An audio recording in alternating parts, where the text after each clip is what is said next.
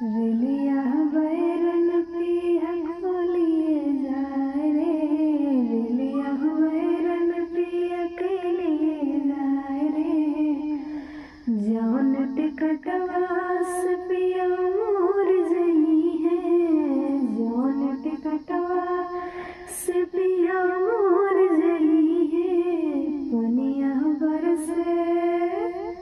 पनिया बरसे टिकट गली जाए रे, रेलिया बैरन पिया खोलिए जाए रे। जौन टिकटवा से पिया मोर जई है, जौन टिकटवा से पिया मोर जई है। अगिया लागे टिकट जली जाए रे, रेलिया बैरन पिया खोलिए जाए रे। हे फ्रेंड्स, ये गाना हमारा कैसा लगा आप लोगों को मेरे आवाज़ से, तो प्लीज़ कमेंट करके आप लोग जरूर बताइएगा। Bye by.